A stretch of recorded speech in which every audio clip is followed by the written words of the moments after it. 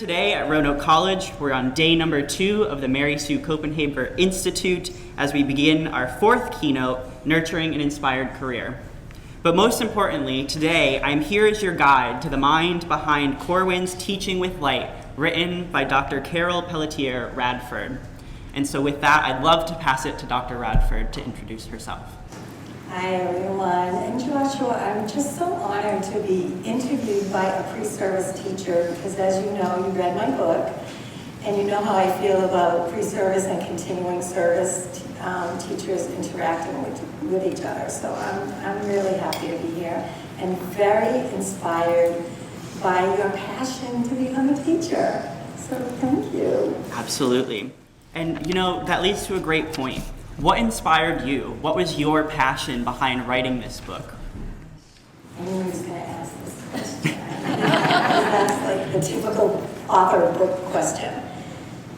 So what inspired me, this is kind of an interesting story, and I started to tell it to you a little bit. So what inspired me about this book is it actually was developed through the art. So you may have noticed in the book, at the beginning of each of the lesson chapters, there's a little piece of art that's kind of circled around this lovely graphic design. And several years ago, I shared with all of you that I became a yoga teacher. I did the yoga teacher training. And during that training, I was inspired to do art, pastel art. Never done art in my life. Pastels, didn't even know what they were. Knew they made my hands messy. And I started to do these abstracts and give them away. I gave them away to the yoga teachers, and I just started making them. Well, this particular group of abstracts, probably 8 of them, I had done during the yoga training, I then started to name them. So I would look at one and say, oh, that's Be the Wave. And I'm like, where did that come from? It was like the inspiration was coming through the art. And I was naming the pieces of art. And it was recall from a time in my life when maybe someone said that to me.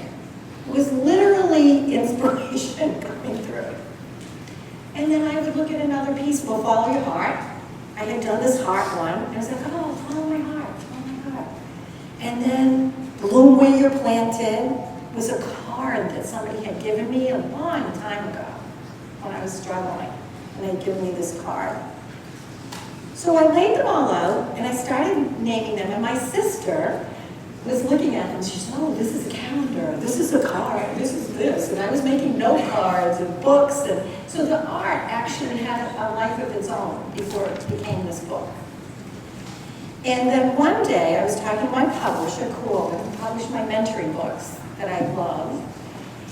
And I was like, oh, I don't know if I want to write another book. I think I was going to write a yoga book. I was going to write a book called Mindful Living. Actually, the pieces in this book, the middle of each chapter that you all skip, that we're not going to skip anymore, Mindful Living Actions.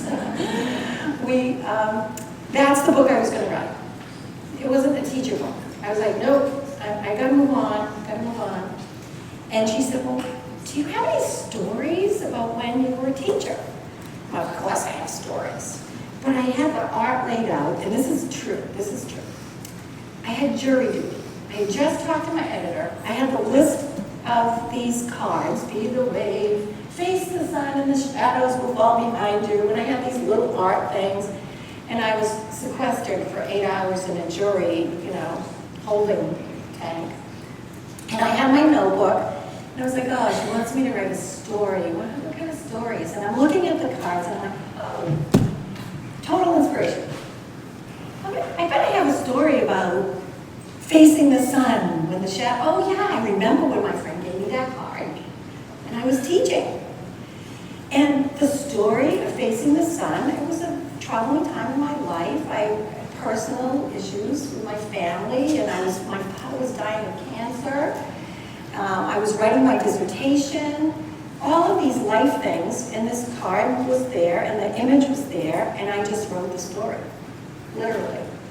And for this book, the story part of this book I wrote 8 of the 10 stories, standing up and juried in the sequestered room, because I knew the stories.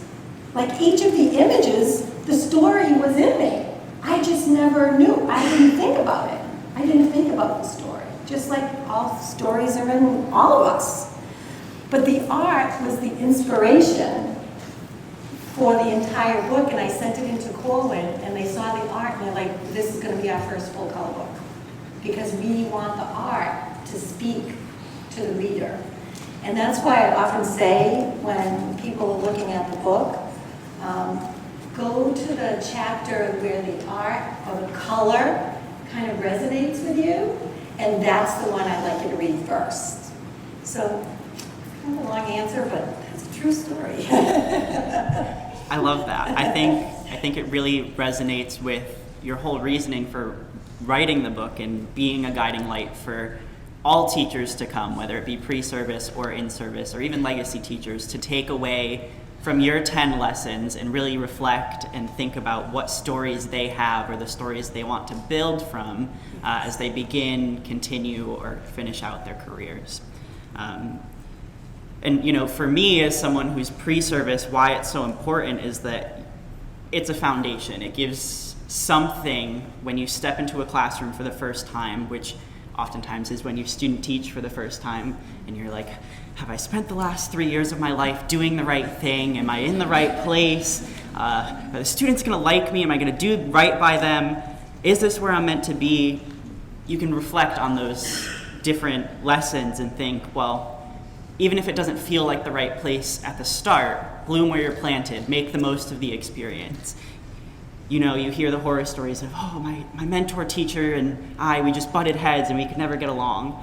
And, you know, what do you do when that happens? You're stuck there for the semester. Make the most of it. Learn what you can. Learn what you do like. Learn what you don't like from their ideas. And thinking of that and the past teachers, the counselors I've had, the youth empowerment work that I do, so many of these students are already ready to tackle these big things, and as teachers we have to be ready to have something in our pocket to remember that even in the darkest of times there's a light in front of us, and it's those students.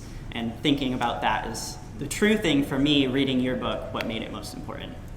But I'd love to know what you think makes it so important to teachers now. Well, I think it relates to our stories. And these are my stories. These are my mantras that I kind of revealed through this process. And I love that it's a bouncing off point, because bloom where you're planted is a thing. I think it's a little mantra that we can say, and we do need to do that sometimes. I think it's important because my message is I want you all to find your stories that relate to my lessons, but your own lessons. So now this is an opportunity for you to write your own book, really. The book of your life, where you can hear that phrase that someone said to you.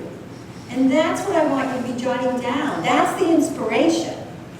So at some point in your life, did someone say in their own way, face the sun? I think what makes it unique in a lot of ways is there's short phrases that you can remember. And like be the wave was something my husband said to me when I was crying uncontrollably in a position that I really didn't like, and we were on vacation, and all I was doing was talking about work. Just like, yes, you know, when Jerry said you gotta shut it off. Well, it's hard to shut it off. Teachers, that's probably our hardest thing, I think, is separating it, because we're so like integrated. It's all like who we are. And we were actually swimming in the ocean, and he used to say, Carol, just be the wave. And like I was in St. Pete, I remember exactly where I was. When people say these things to you, you remember. I want all of you to build off the 10, but use it as a jumping point to find your own. Like, what are your own little messages? And I'd love to hear what some of them are later when we share. But the topic today is nurturing an inspired career. So you're relating back to what you're asking, Josh. I'm committed to helping all of us nurture an inspired career, not just be showing up every It's like, where is that inspiration? How do we contribute to our own hearts and what we love? So that's a lot of what the book is for me. It's like that nurturing piece. Yeah, absolutely. And finding those stories that inspire us to keep doing what we're doing. Yes, that wisdom. We have so much wisdom, and then what we do here it is. We have to articulate what we're doing for resilience. So here's my resilience teacher back there, my first year teacher, Lisa isn't here, but raise your hand. Andrew, right? Andrew. And he had a lot of resilience, and Dallas here today? Oh yeah, right here on the resilience team. So part of the mantras and what we're learning, I want us to unpack what we actually do to sustain that, to keep being positive. That's that hidden piece that can come up in this book if we allow the process to happen. To know what you did to survive is actually a big deal. A lot of times when mentor teachers, I work with mentor teachers and student teachers, and that's kind of my thing. A mentor teacher will say to me, I actually don't know what I'm doing. It's like that student teacher's following me around, but when I stand up in the room and I stand and the kids all go like this, and the student teacher goes, how did you do that? And we know how we do it because we've kind of prepared the children to know how to respond when we come into the room. But we have to be able to articulate that to the younger teachers that are coming in.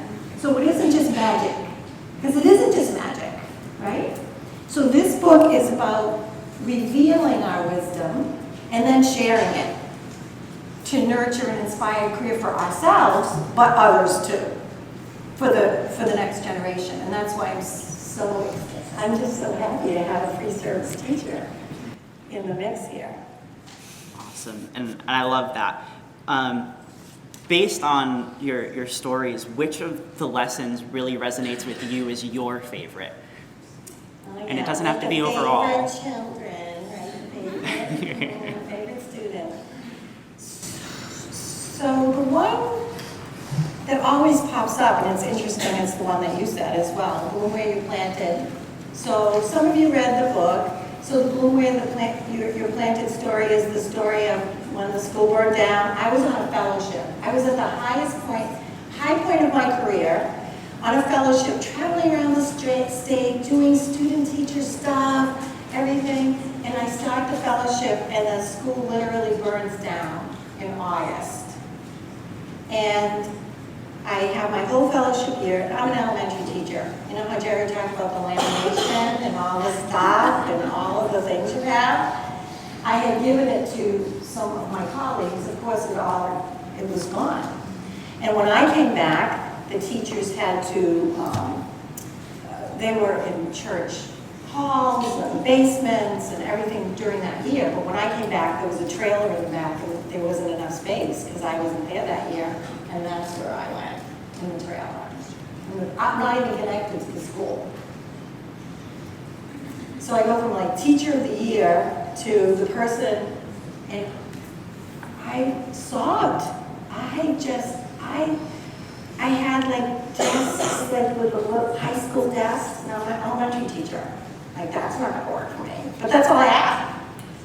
Paper. The librarians were great because the librarians saved me. That's what saved me that year. That is true. Because they gave me all the books that I needed, and if you have books, you can teach. I had white line paper and books from the librarians. And I have to say, I did want to quit. That would have been the year that I quit. I had enough years under my belt. And a friend came to me in the trailer with a card that said, Bloom Where You Planted. And she wrote it. I mean, I could just cry because she wrote this beautiful note because she had been with me on the fellowship. And she knew, like, I could go on the road and do whatever I wanted to do. And she just said, Bloom Where You Planted. And that just kicked me in. I was like, you know what? I am going to do this. I am going to have this is going to work. I know how to teach.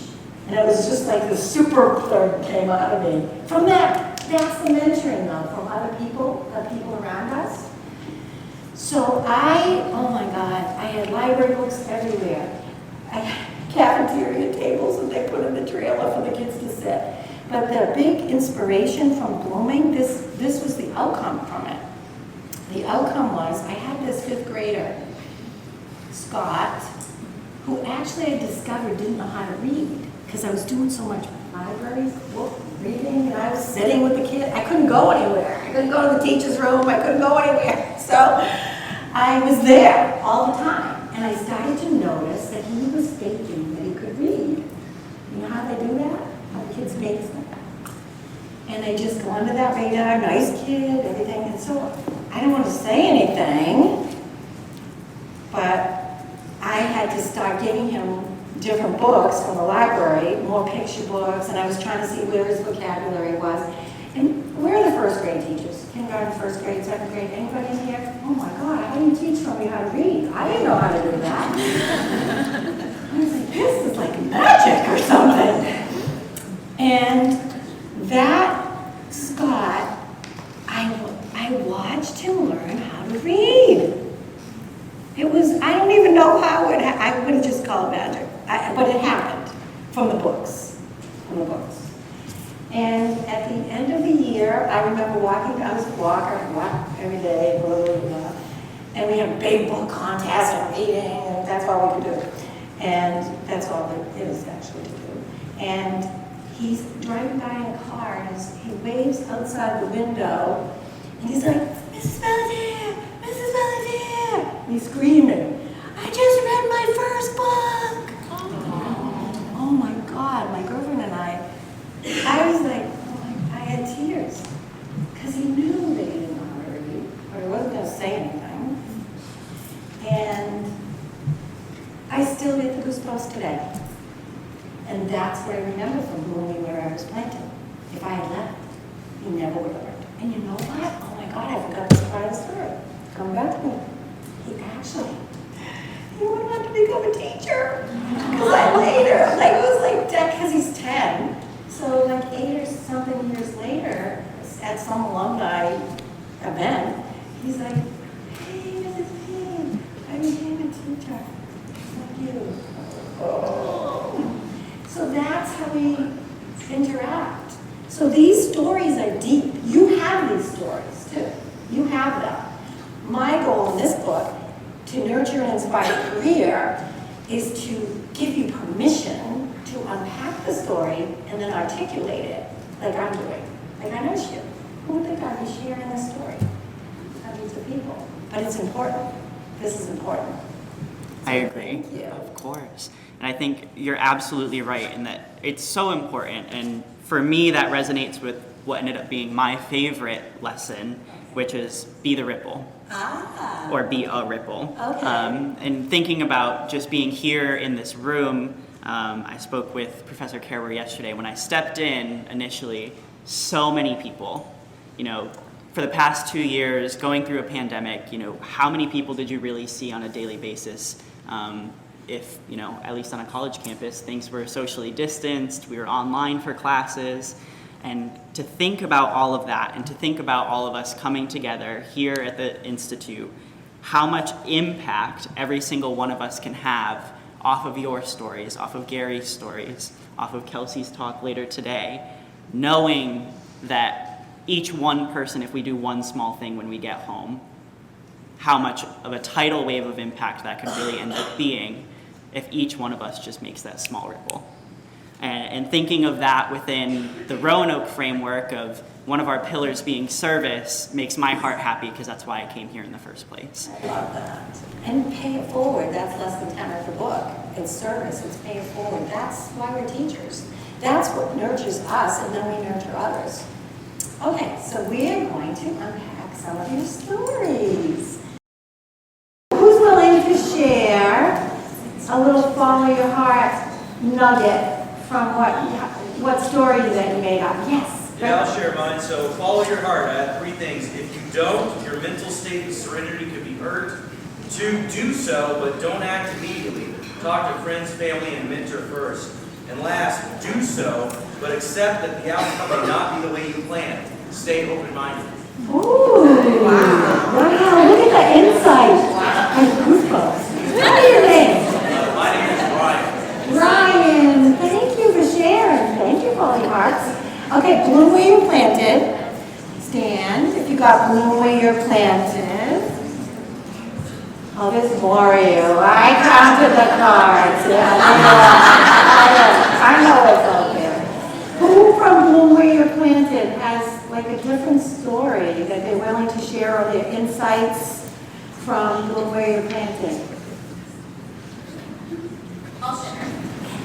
So I would, to make the best of any situation, a dear friend of mine told me that, I am moving school districts, and so, she said there's somebody out there that needs you in their life, and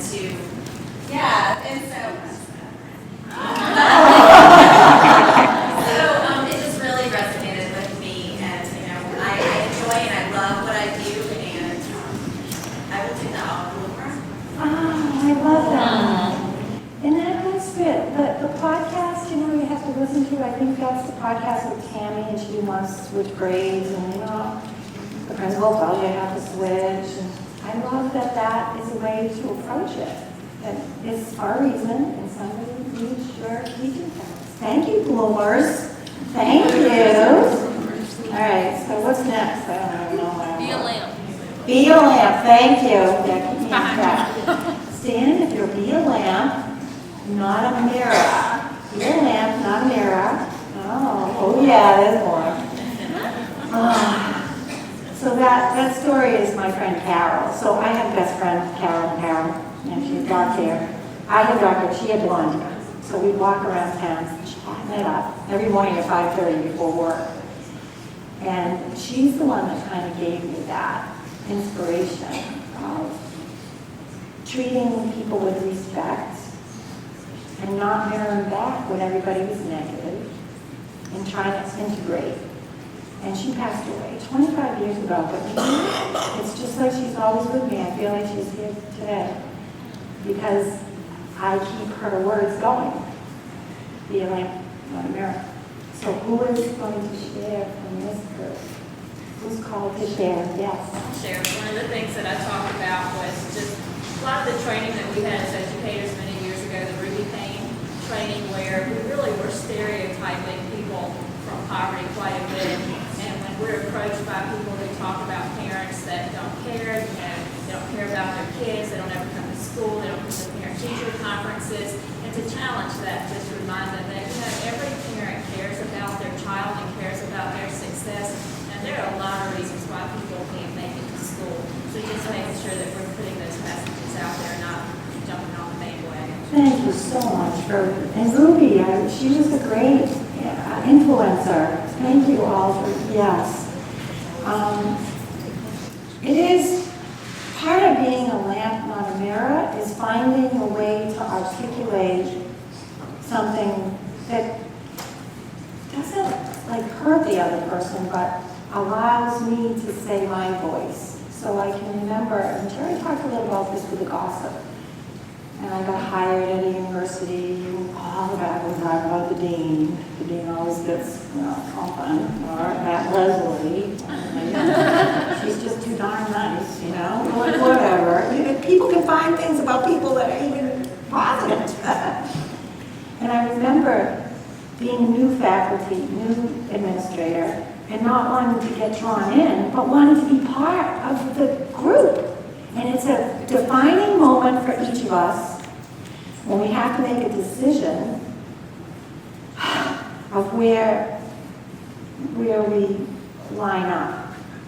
And I can remember this person just saying, she's going to cut your budget, and all that, which could be true or not. And I don't even know who taught me this, but this became my mantra. It was, I don't have that same experience as her. And I don't even know where those words came from. But inside, it came from inside, it was the truth. Because she had hired me. It's like, I'm not gonna talk against the person who hired me. But we have to find that. Or if someone says, oh, well, parent conferences, guess who comes? All the parents of the good kids, because they just want to hear the compliments. Well, yeah, right. And this is us. I'm speaking of us as a profession. Or, oh, yeah, the kids who parents are supposed to be here, can't be here. And I had another one, and it was, did you realize that Maria works 3 jobs? So she can't come here because she's working 3 jobs. Well, then it shuts it down. So it isn't that we should be silenced. We just need to find what to say in a respectful way so that we have that integrity of our parents and students and ourselves. So thank you for bringing that up. All right.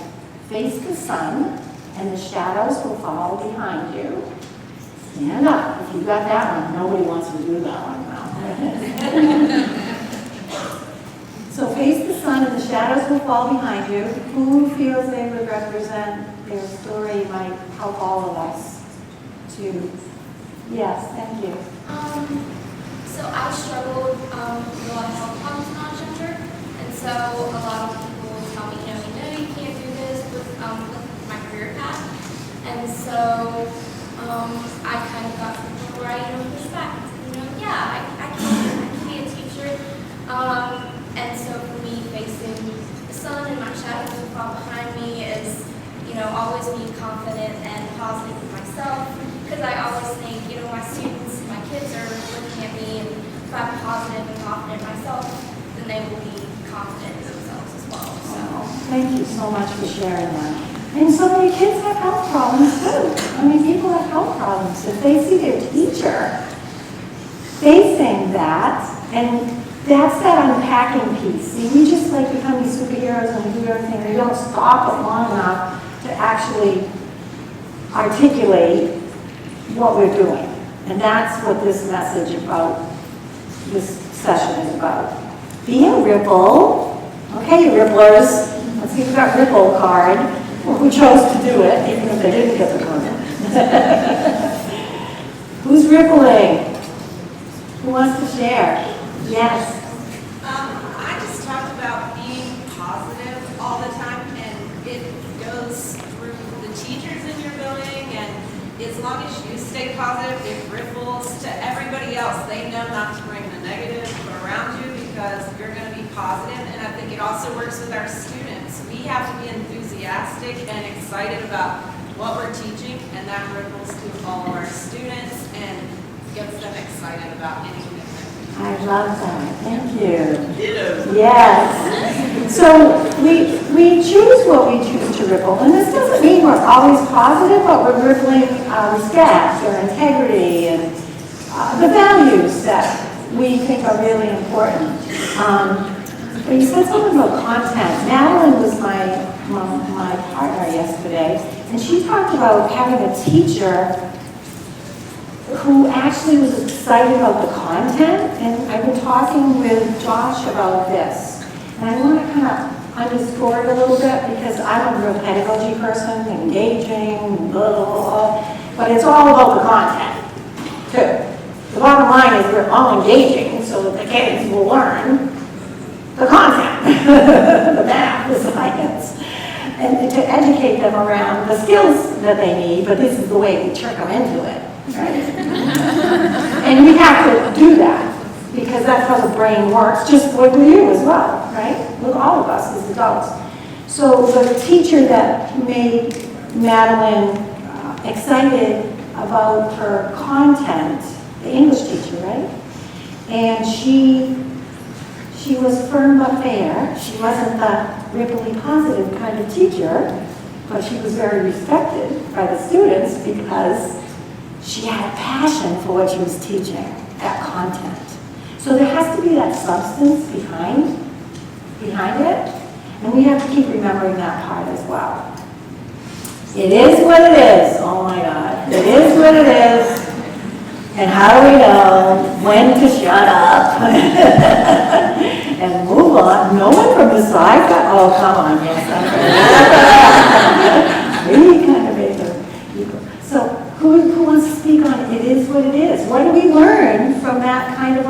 lesson, that kind of a mantra? I'll share. I taught in South Carolina before she was born, but actually, years and years ago, and the principal was not the best principal, and he ended up in jail later, but that's a whole different. It is what it is.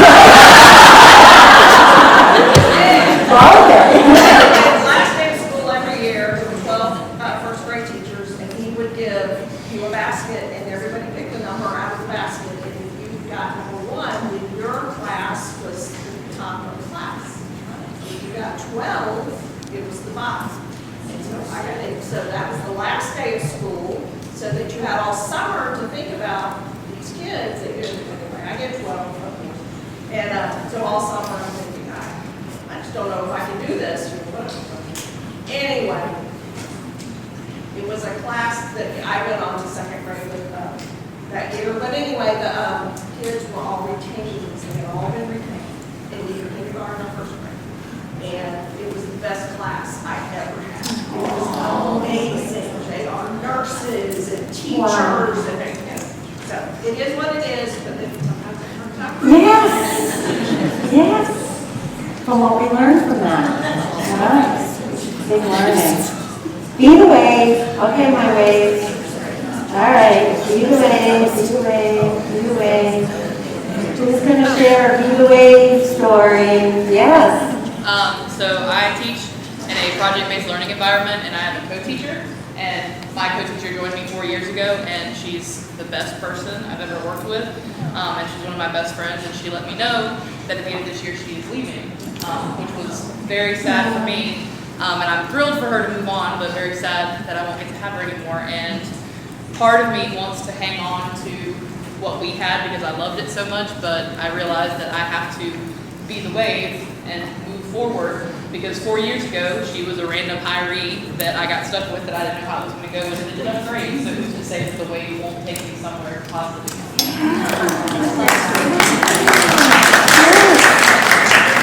Always be brave. Always be brave. This is what we need to move forward. Courage, Dr. Palmer's words. Courage to teach, courage to stay. Who's the spokesperson? Yeah. My first 2 years of teaching were terrible.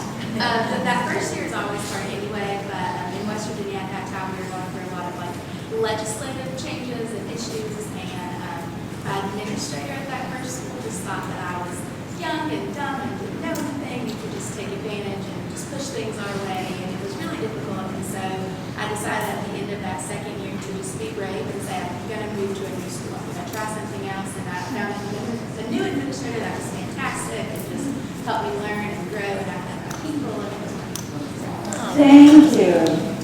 So what's important about this story and bloom where you're planted, you have to know when to be brave to move. Like, you have to use your heart to know when you're blooming, when you're planted, and when you're brave to make the change. So that's our own intuition, but that's why we have to listen to ourselves and not random other people that are telling us. So thank you for making that distinction. Dream out loud. Dream out loud, you dreamers. Come on.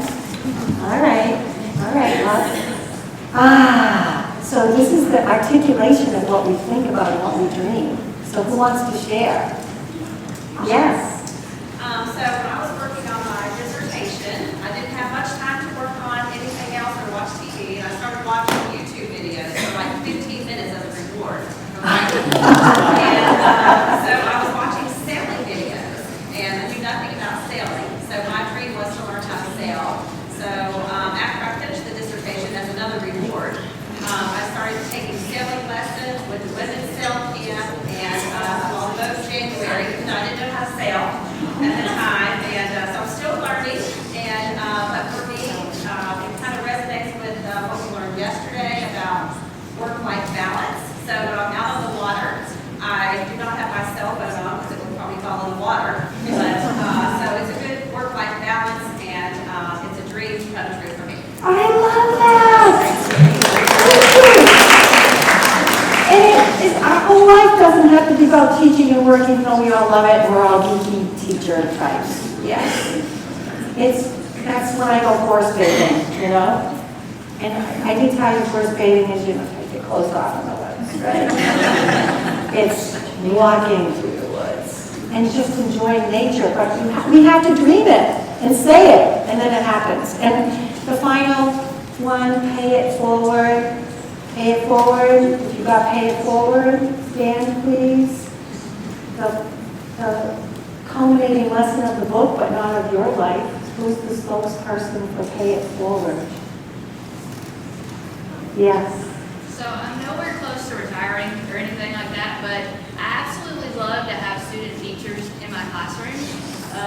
I had one this last semester, and she came to me from another school, and she so didn't want to do this job. She said her cooperating teacher just was not good for her, and she just didn't know if that's what she wanted to do. And so I like for them, not that I want them to do the work for me, I just want them to see how rewarding it is and how wonderful it is to see the kids grow and be who they're supposed to be. So I love student teachers. Oh my God, that's perfect. Thank you. Give her a hand.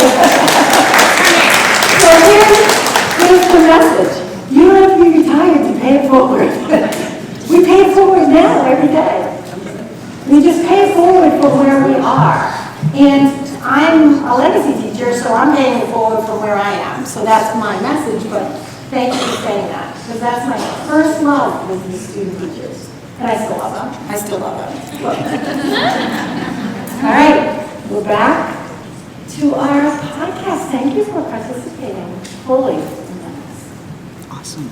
You know, we talked.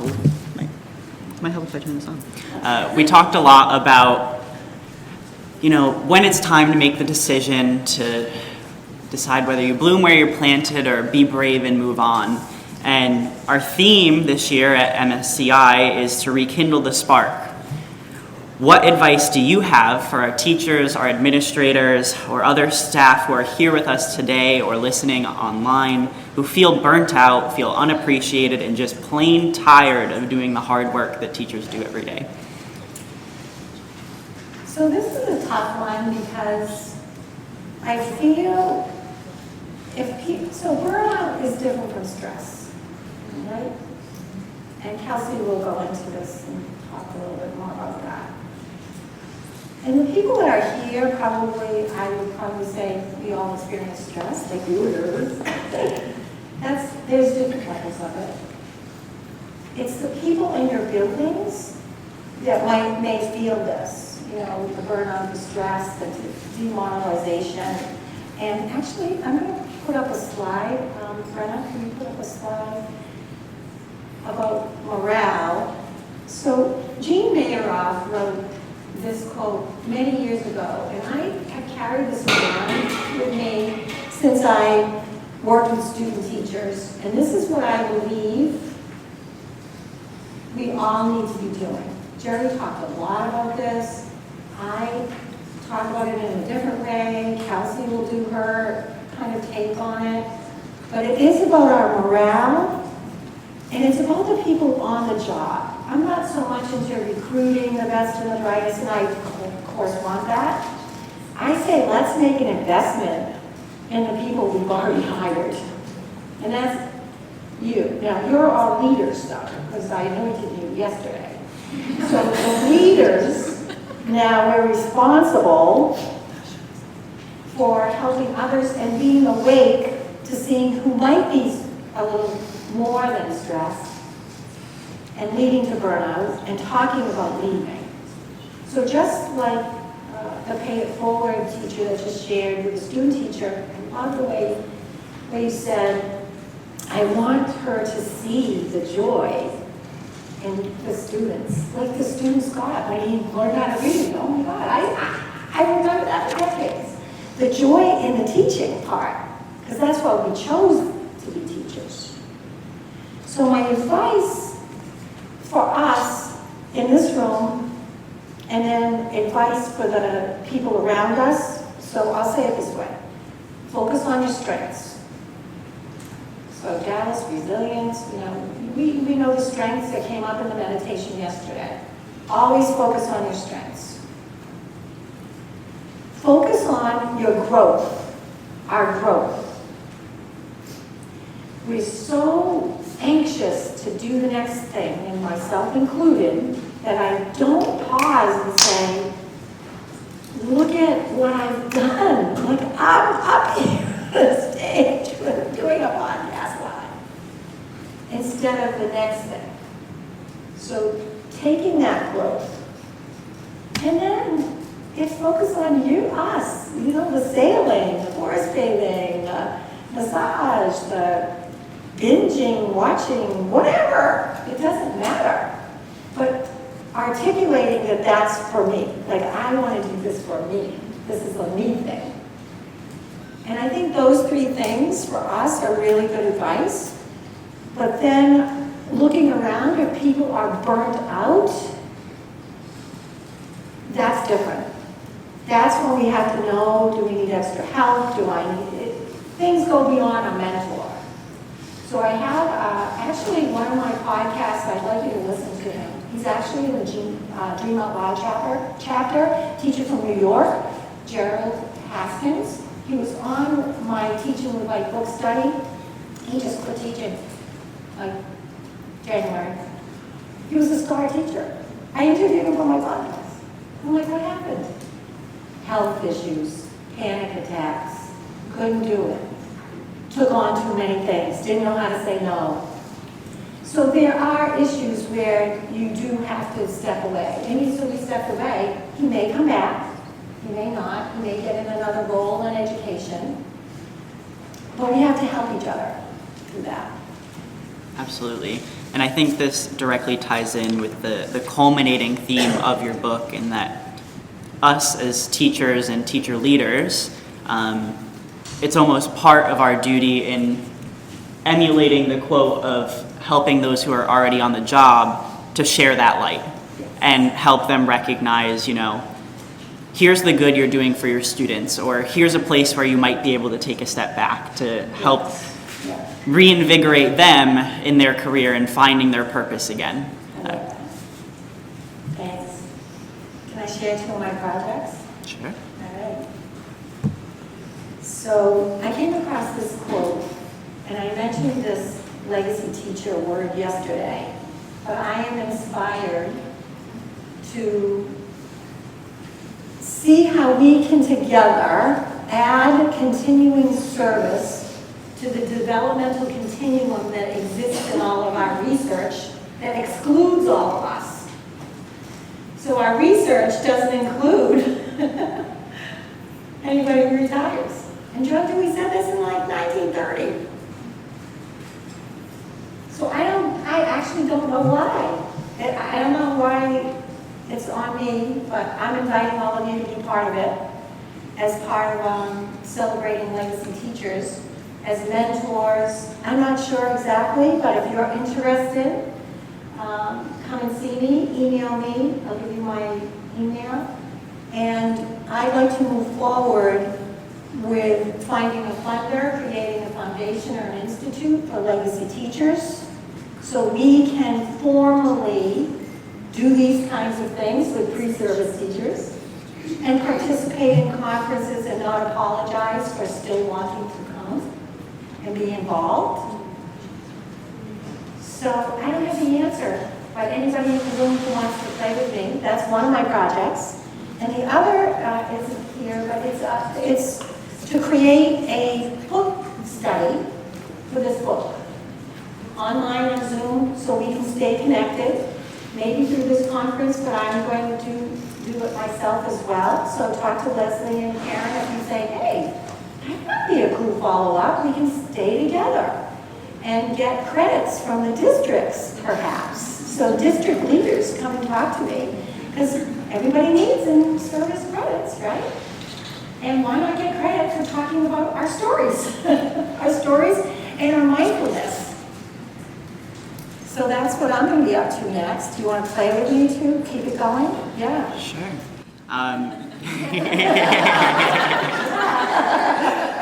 All right. We need facilitators. So through that work that you're doing and through the way that you've decided to pay it forward, what can we all do to truly nurture our inspiring careers? So one of the quotes in the book, Alice Walker said, "The most common way people give up power is by thinking they don't have any." So I think we can nurture by being powerful. And in the ways that we've been talking about, though. Power doesn't have to look a certain way. It's the way we are going to. So that would be, I think, my message. And also in the end of the book, I just would like to say 3 things. Stay inspired. So these kinds of conferences inspire us. Take care of yourself, always, and share your wisdom. That's how we learn from each other. We each bring different wisdom to the table. And we have one more. And there we go. Travel light, live light, share the light, be the light. Wonderful. Well, everyone, leaving us off with that share the light, be the light.